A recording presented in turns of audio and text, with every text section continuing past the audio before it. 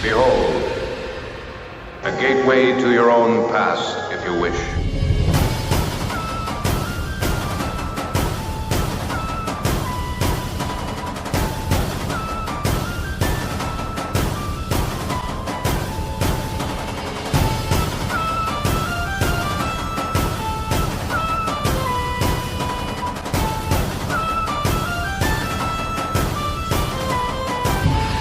History's strange, it's alien, and it won't give us what we would like to have. Well, good morning and welcome to Dave Does History on Bill Mick Live. Bill's not here today. He's having a procedure done today, either a colonoscopy or a colonoscopy. I'm not clear. It's got a camera involved, and there you go. So good luck, Bill. Hope that goes smoothly for you. Anyway, we're glad you're with us today. In 1921, the United States, along with other major Allied powers coming out of the First World War, were concerned about the danger of a Second World War. One of the primary driving causes of the First World War had been the naval arms race, particularly between Germany, Imperial Germany, and Great Britain, which had led to insane spending on ships being built ever bigger, ever faster, ever stronger. And in the end, it led to a great deal of philosophical disappointment in the performance of those navies during the First World War. There were only a couple of battles after 1915, Jutland, Dogger Bank, neither of which were very determinative in the outcome of the war. They were tactical draws, I guess. And yet all this money had been spent on these naval vessels, and the Allies were looking at this post-war saying to themselves, we've got to prevent that from happening again. We've got to set some standards here and say to ourselves, okay, this is how many of this kind of ship you can have. The big concern, of course, was the battleship, the dreadnought. And all of the major naval powers were building dreadnoughts, big battleships. And this was cause for concern. The Washington Naval Treaty essentially set limits on how many of these ships each nation could have, and how much those ships could weigh in gross naval tonnage. So that's the amount. The gross naval tonnage is a way of describing a ship size-wise. It is essentially the amount of water in tons that the ship displaces. So when you put the ship in the water, water moves. The more of that water that moves, the bigger the ship probably is. And if you know anything about Archimedes and that sort of thing, you know displacement. You understand that as long as you displace more water than you actually weigh, you'll float, or maybe it's the other way around. No, I think that is the way it is. At any rate, because this isn't a science class, the basic limit was 35,000 tons for a battleship. And in that era, that's about what a battleship weighed. So the United States Navy had a bunch of World War I battleships. The only one surviving today, the only one you can see physically today, is USS Texas, which is right around 30,000 tons displacement. The idea here was that if you limited the size, you could force the designers of those ships to make trade-offs. So do I want really big guns and lots of armor, or do I just want to go really, really fast and have smaller guns and less armor? And there are trade-offs to all of these things, as the war experience had shown, particularly at the Battle of Jutland.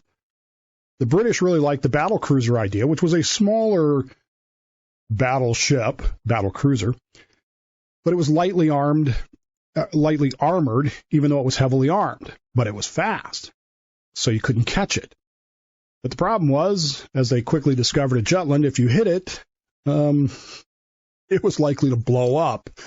In the words of Admiral David Beatty, something's wrong with our bloody ships today, after he watched the fourth one detonate into a cloud of smoke.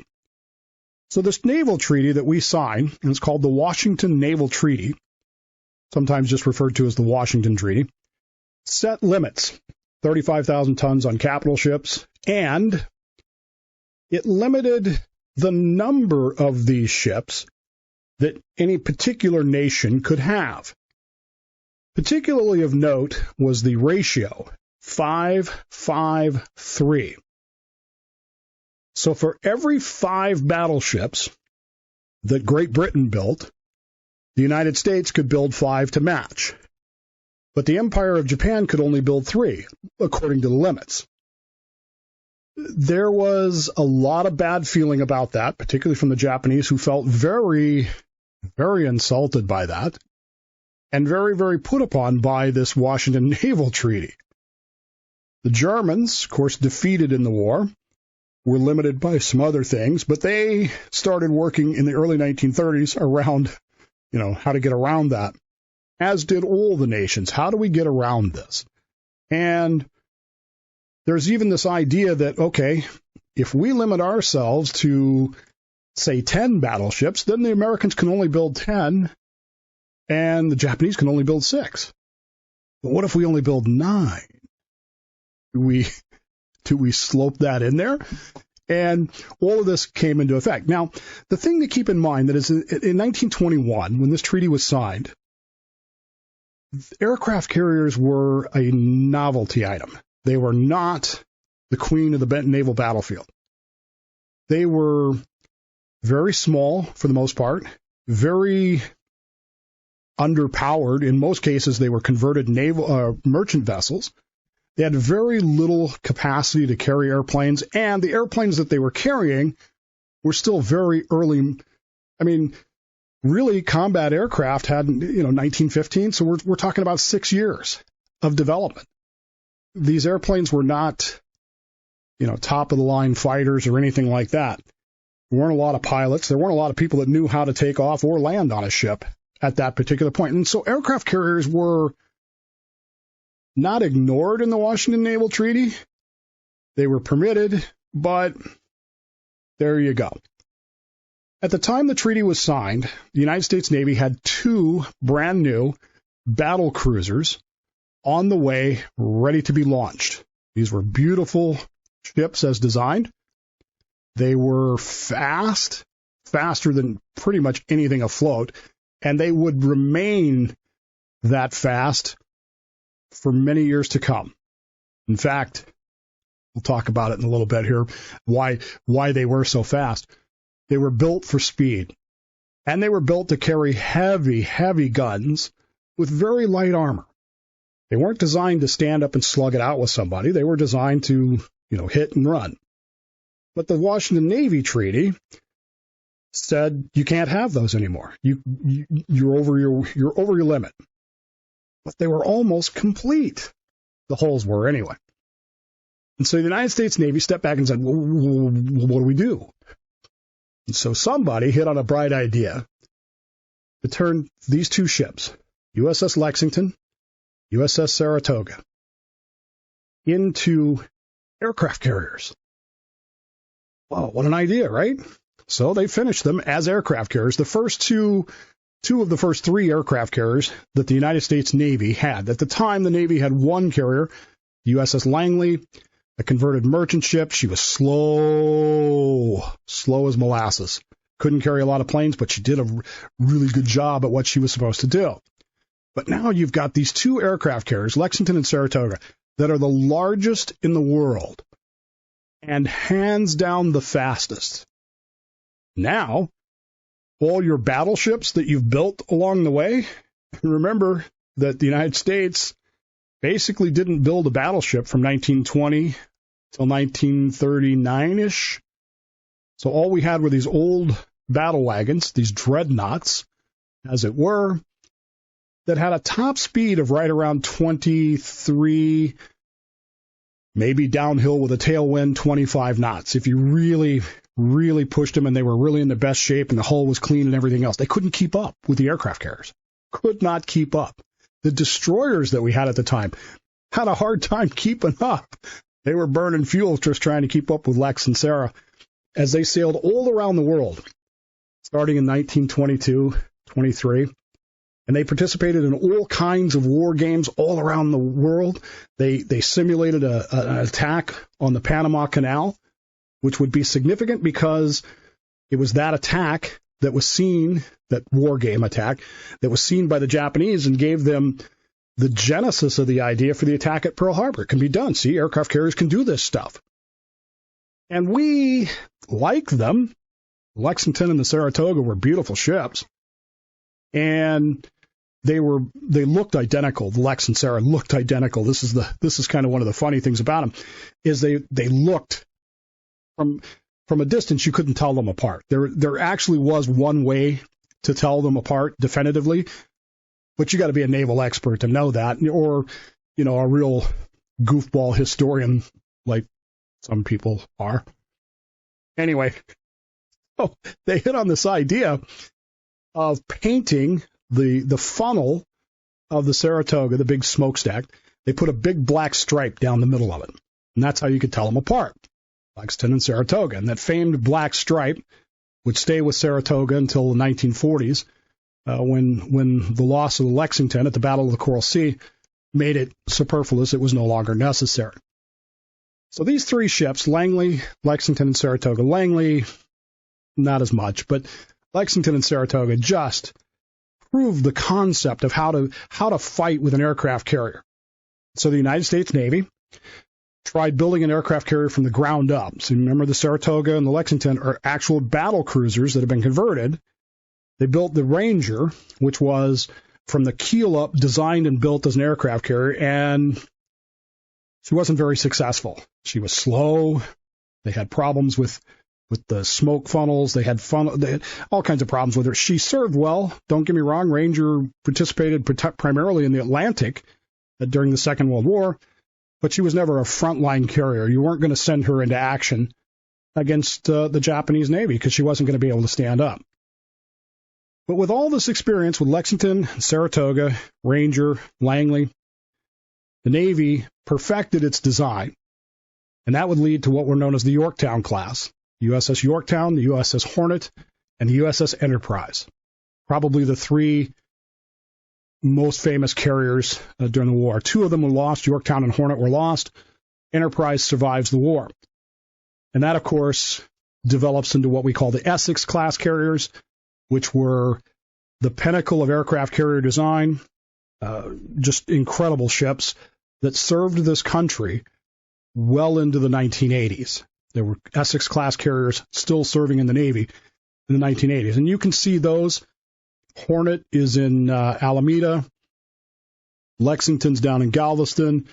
Yorktown's in Charleston. And Intrepid is up in New York. You can still see these Essex-class carriers today as museum ships. But back to Lexington and Saratoga. And specifically, we want to talk today about USS Saratoga. Saratoga is, I don't know if she's an unlucky ship. She seems to have this tendency, though, to be in the wrong place at the right time, if you kind of follow my drift. The day of the Pearl Harbor attack, December 7th, 1941, there are actually three aircraft carriers that are, quote-unquote, home ported at Pearl Harbor: Enterprise, Lexington, and Saratoga. Saratoga is not there because she's in San Diego. A few weeks before, she had been making a high-speed run of some kind, and her turbine that drives the screw, drives the shaft to drive the screw, had actually jumped its bed. And so imagine your transmission in your car shifting 2 inches to the left while you're driving at high speed. It's kind of what happened. It's a major repair. So they had to go back to San Diego because Pearl Harbor at the time did not have the ability to do that. I told you before that the battleships could not keep up with the aircraft carriers. The aircraft carriers, Enterprise and Lexington, had been sent to sea December 4th, December 5th, in that time frame, to deliver aircraft to Midway Island and to Wake Island, to the Marine divisions there holding those islands. Needed reinforcements. We're going to send these two carriers because they're really fast, some destroyers with them. We'll keep the battleships here because they're just too old and too slow. And lo and behold, we saw what happened. Enterprise arrives back at Pearl Harbor that night, Lexington the next day, and the war is now underway. Saratoga's service in the war, particularly the early part of the war, is very problematic. She's, like I said, she's not a lucky ship. She's not an unlucky ship, but she's not a lucky ship. You know what I mean? Between her turbine problems, with her turbine shaking too much, and some other things that were going on, by the time she finally gets into action, after the Battle of Midway, he heads down towards Guadalcanal for that Guadalcanal campaign. Now, as we've talked about before in the Guadalcanal campaign, this is a vicious campaign. And it will end up costing a lot of lives, a lot of equipment. It'll cost us the USS Hornet, will be sunk in the Battle of Santa Cruz Islands. And Saratoga keeps missing the battles. She's off doing this. Battle starts. Oh, she comes running. She gets there just as it ends. This happens at Midway. It happens at Santa Cruz. She's finally involved in the fight in Eastern Solomons, which is where the Enterprise is badly hurt because they never really find Saratoga. She's doing the best she can. Don't get me wrong. I mean, again, she's not bad, but she just seems to keep missing. You know what I mean? And it's there that she gets hit by another torpedo. A Japanese submarine torpedoes her. Doesn't sink. Again, she's not an unlucky ship, but when you need her most, she seems to be off and running somewhere else. Goes back to San Diego, back to Pearl. They repair her again, and they send her back at the end of the Guadalcanal campaign. Guadalcanal has been secured. But now the British are in trouble over in the Indian Ocean. And somebody says, what can we do to help? And USS Saratoga is actually sent all the way around to Ceylon in the Indian Ocean, where she serves with the British fleet over there, fighting the Japanese over there. And by all accounts, she does fantastic. She's done with that and headed back in 1943, headed back to the American fleet. She actually does. It's kind of a neat thing when it happens. I've never actually seen it happen. I've read about it. I've seen film of it. But when a ship is departing like that, they do a pass-in review. So the fleet that's staying is at anchor or very slow speed in a line. And they're just moving in a line. And the other ship, in this case Saratoga, comes past them, not screaming past, but not slow either. And as she passes each ship, they salute. Of course, it's British, so it's like this. They fire off guns. So Saratoga gets this send-off from the British fleet. They love her. And she heads back to Pearl Harbor, gets a little bit of a refit, gets ready to head out again. And by 1942, the end of 1942, into 1943, she literally becomes one of the big flagships of the United States Navy. She's an important ship. And she's serving well, and she's leading the United States Navy in its assaults as we begin the island-hopping campaign towards Japan. She gets a couple of refits along the way, adding some things, taking some things away. One of the things her captain wanted was more anti-aircraft guns, so they give them to him, and off she goes into those services. In 1944, she's sent back to Bremerton, Washington, here where I am, about 10 miles down the road.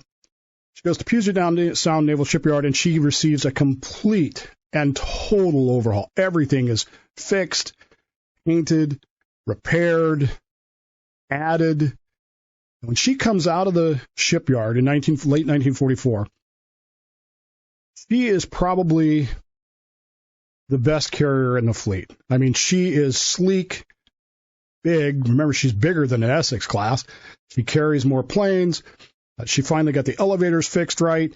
She's fast, and she's beautiful. She's painted in that measure 32 dazzle camouflage, and she sails out of Puget Sound, and the pictures that you can see of that will just blow your mind. The water is so still, and she's just cruising through. She heads out into 1945, where eventually she will find herself off the island of Iwo Jima, where she is supporting the landing at Iwo Jima in February of 1945. On February 21st, actually on February 20th of 1945, she is detached. She is going to go she's going to go perform a separate duty. Sometimes it's hard to explain this stuff, but the Navy was struggling with this whole, there were things that needed to be done, and sometimes the Navy didn't think really, really great in how they were doing some things. But there was an island near Iwo Jima called Chichi Jima. This is a very small island. It's a very small place. There's nothing significant about it other than a couple of things are going to happen here. Number one, Chichi Jima is the island that George Herbert Walker Bush is bombing when he gets shot down and later rescued by the USS Fenback. There's enough of military value there that it needs to be hit again, but not enough to send the whole fleet. So some admiral gets the idea that we'll just send Saratoga with 6 destroyers, and she can handle the whole thing. She's got radar now. She's got plenty of fighter cover. She's good to go. And they send her off on February 20th. She arrives off Chichi Jima, begins doing the bombing runs and those sorts of things. When February 21st dawns, however, it's a very overcast day, and the cloud deck is very, very, very low. By some estimates, right around 1,500 feet. But that's going to vary minute by minute. You just don't know. And radar, while it's important, is more important when it works in conjunction with other ships, and the carriers and the battleships carry the big radars. The destroyers have some radar, but not as much. While she is there alone, taking care of Chichi Jima, 6 Japanese planes come screaming out of the low overcast. Miraculous that they found her. Of course, they probably had radio contact with the troops on Chichi Jima saying, hey, there's a big aircraft carrier over here, come get it. They come screaming out. And they hit her. They hit Saratoga hard. One of the kamikazes hits her in the forward port corner, and chaos ensues. The ship is badly, badly wounded. In fact, the fire's out of control in a few minutes. And it is a testament to the United States Navy, even to this day, I think, that the damage control training was so good, so well done, that within a couple of hours, the fires are put out. She's able to recover 6 aircraft, but she is badly hurt and is going to have to go back for repairs because there's no way she can continue like this. In the course of fighting these fires, though, there is an absolute tragedy in what goes on. The only way to put out the fire in one area is to seal the compartment. And inside this compartment, 64 men. When that door is sealed, their fate was sealed. Saratoga will lose 123 men this day, February 21st, 1945. We'll have another 160 some odd wounded. And for all practical purposes, she will be put out of the war. She'll return to Pearl Harbor where they cannot unseal that compartment because they don't have the ability to do it there. They will send her to Bremerton, here, where those repairs will begin. They've decided now to turn her into a training aircraft carrier. She's old. She's tired, damaged, doesn't have the modern equipment that the Essex class have. Let's just make her a training carrier and then, get her back into service as quick as we can. As a part of those repairs, they're going to have to open up that compartment with those 64 men in it. There are a lot of holy places in this country, what I call holy places. Places where men and women who serve this nation lie and rest. We can go to those places and we can see their tombs with their names on them. Arlington, Little Bighorn National Cemetery, Punch Bowl in Hawaii. And you go to these places and you walk amongst the stuff. Fort Leavenworth, my great-grandfather's buried there. You walk among these stones and you see those names. And you see something of their story. Born, died, United States Navy, United States Coast Guard, United States Army, United States Army Air Corps, United States Marines. And then it tells you their awards, what they got. And you can begin to start to say, okay, what happened on that day that left this person lying here? Here in Bremerton, we have one of those holy places. It's called Ivy Green Cemetery. And it's in the heart of old Bremerton.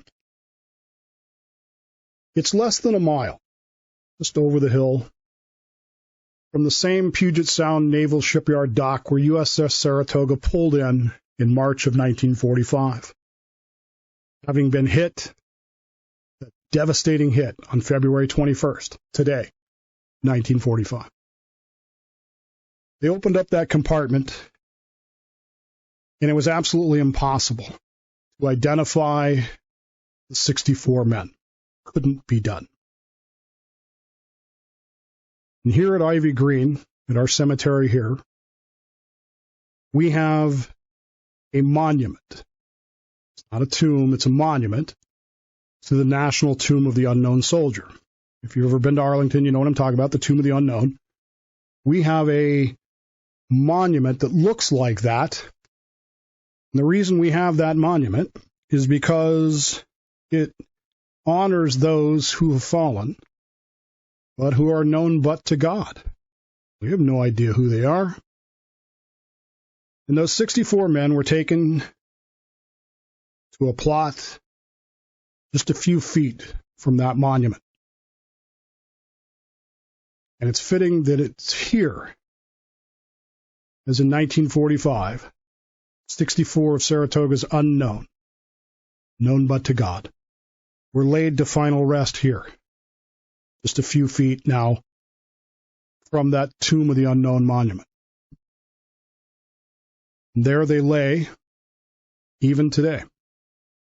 They're still there. I was there yesterday morning because I wanted to go out and see it again. I wanted to go out and be there, make sure that I understood that feeling. I'm a very tactile person. Saratoga, USS Saratoga, would go on to finish her own career in the United States Navy less than a year after the end of World War II. She would be disposed, I guess is the way they say it. She was used as a target during Operation Crossroads, which was the atomic bomb tests done at Bikini Atoll. When they dropped the first shot, the Able shot, which was dropped from an airplane, it barely dented her, which was weird because she's not that heavily armored. There were a lot of people who said, if we just clean her off and stuff, she could probably still operate. But the Baker shot, the undersea shot, when they put the bomb underwater and set it off practically right underneath her, blew out her bottom, and she sank the next day, where she still rests today. You can go to Bikini Atoll. You can dive the wreck of the USS Saratoga. It's disintegrating rapidly, but you can do that. About 10 years later, 1956 or so, 1956 or so, the same shipyard that built Saratoga, CV-3, the first Saratoga carrier, would build a second one. This time, one of the new modern Forrestal-class supercarriers.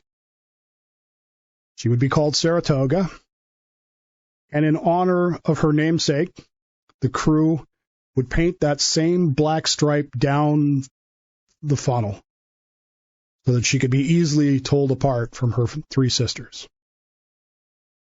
And in 1992, in what is kind of a precursor to what would happen at the Punch Bowl with USS Oklahoma and other fallen unknowns around the world, in 1992, the remains of the carrier Saratoga's crew here in Bremerton were disinterred and tested for DNA, and all 64 were identified. They still all rest here with their shipmates because while they were once known only to God, now they are known to all of us. And if you're ever in Bremerton, I encourage you to stop by Ivy Green Cemetery. You will be amazed at what you find there. There is a Medal of Honor recipient. There are veterans of every war we've ever fought: Civil War, American Revolutionary War, the Spanish-American War, World Wars I and II, Vietnam, Korea, and of course World War II.